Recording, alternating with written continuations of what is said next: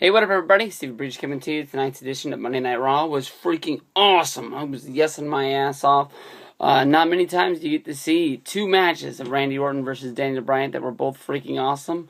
The summer of Daniel Bryan, he's finally moving into this full-time main event spot. I think that he is maintaining that.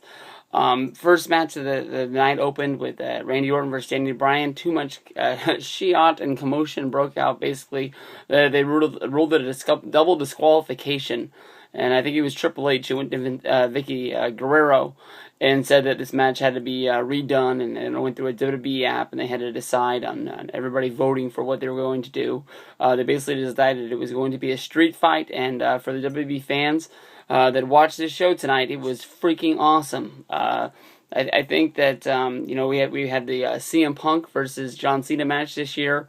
We had the what was that main event? I think it was Sheamus versus Antonio Cesaro on main event, and then we had this match. I think it were three of the best TV matches we've had on TV this year.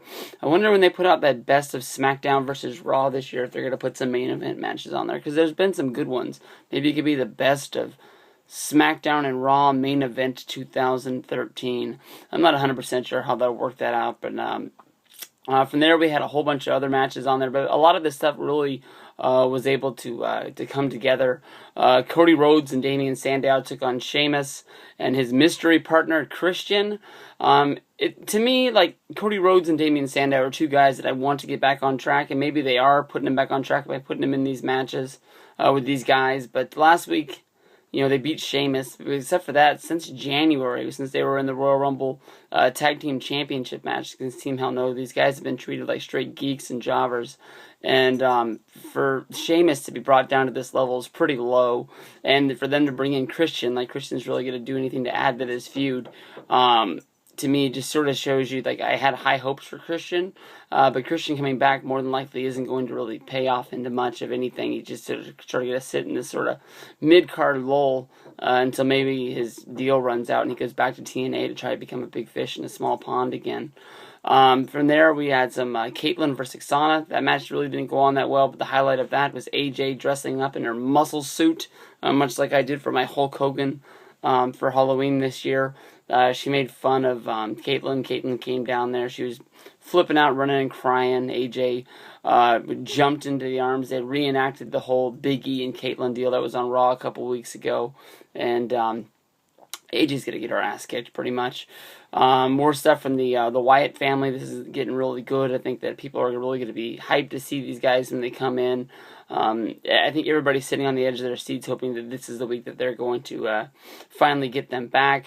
Chris Jericho had a match with Alberto Del Rio, disqualification. Ziggler came in. Ziggler and Jericho had their face-off, and I really thought these guys were going to shake hands and sort of become best friends. And I was yelling at the TV, you fucking hate each other. Somebody better hit somebody, and it did pay off. It was Ziggler hitting the zigzag on Chris Jericho, sort of showing everybody that, Ziggler might be getting the guy that is trying to make Del Rio hated, but at the same time, he's not a babyface, he's a heel. We're supposed to hate him, and that little whole stable is probably still intact of Ziggler, AJ, and Big E. It's just they're doing a heel versus heel promo, or not promo, but a heel versus heel program right now, and it'll pay off all in the end. Or maybe they'll even add Jericho into this now and make it some sort of a triple threat, and it'll make sense with two bad guys and one good guy going into this match. Ryback versus Great Khali. I thought that was pretty stupid to bring Ryback back like this. I thought after Ryback wasn't on the show last week, they would sort of let him sit out for a while, and then he would come back at the right moment and make a big impact. But he fights Great Khali. Khali got the better of him in the beginning of this match, but it was Ryback hitting the shell shock in a pretty impressive moment. It was almost like when Antonio Cesaro hit his finisher, the Equalizer, on the Great Khali when he did it on main event, and then he did it on Monday Night Raw, both times looking very, very freaking awesome. Pretty cool stuff. They hyped up the old John Cena and Mark Henry thing. Cena came out there acting like this is the first time he's ever been fooled with anything. Cena should be acting like, Henry got the best of him. Cena makes a lot of jokes. He sort of should have laughed this one off and sort of said, we'll see you at the pay-per-view in normal Cena fashion. But for some reason, Cena was really playing this up like this was a big deal, and Mark Henry was going to be one of the biggest foes that he's ever faced. Faced? How do you say face it? Who fucking idiot says that? Faced. They're basically, just same old Cena stuff, except for it was a little bit more serious, saying, the time is now, the time is here. Can't see me, baby. From there, we went to the number one contenders match, Tenzai and Brodus Clay versus the Usos versus Jinder Mahal and Drew McIntyre. This is when my stream kaplunked out, and I have no idea who won until right now, but it makes sense. The Usos, the Shield came down. They had a little face-off with the Usos, it says here, and then that was it looks like. But luckily, my stream came back, and had enough time for what was the highlight of the night easily. Non-wrestling wise, CM Punk and Paul Heyman in the ring, reuniting, coming back together. A whole bunch of behind the scenes, dirt sheet, back sheet, shoot interview, talk here with basically them bringing up that nobody in WWE wanted CM Punk. They all wanted Paul Heyman when he was in Louisville down in developmental to be cut loose. They wanted to cut ties with him, thinking that he would never be anything. And now here he is, the best in the world. He's one of the best wrestlers. I think he's two-time, is he two-time? He's a few-time WWE champion, and, he's one of the main eventers and the main guys they have, and something that never should have happened. And Paul's basically saying, he didn't have anything to do with the Brock Lesnar thing. And as always, with any time you have Paul Heyman in a serious promo, somebody has to say, Paul, for the first time in your life, tell the truth. And he says it, and Punk believes him. But then you get this sort of like, it happens 2 times this night.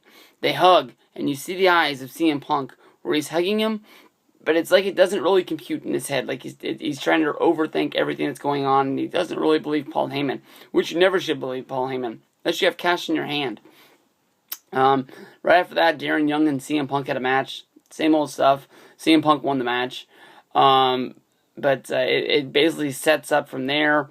Paul Heyman wants to sort of give CM Punk, not really CM Punk, Paul Heyman wants to give Curtis Axel the rub here. So they booked a tag match, the primetime players against CM Punk and Curtis Axel.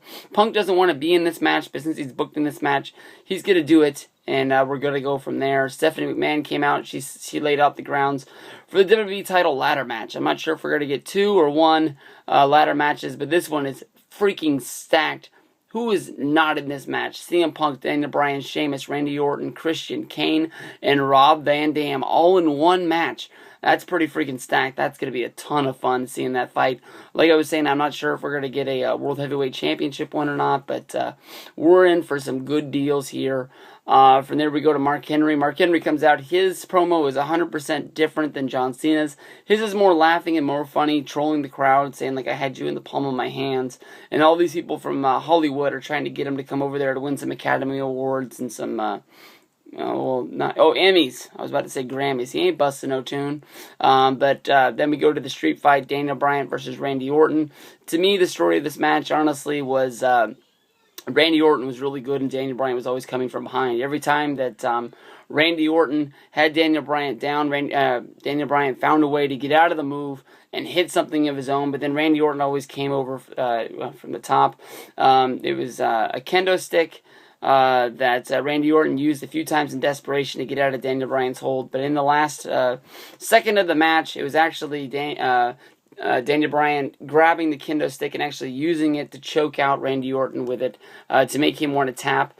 Daniel Bryan immediately went into his yes, yes, yes chant. Honestly, to me, I know that's his thing, that's his gimmick, but to me there should have been more emotion of him like pumping his fist or like really like showing like I finally beat this guy, because he's been trying to beat this guy over and over and over for the past few weeks to show that he's not the weak link, and now he's been able to show everyone that he's at a different place than people think he is. I know this whole thing has been trying to prove something that doesn't need to be proved, but he was actually, breaking through to that upper echelon. And it was when Randy Orton was walking back up the ramp, you could see that things in his head start to compete also. We didn't get the heel turn that we were looking for, but as always, maybe we'll see it next week. Great edition of Monday Night Raw.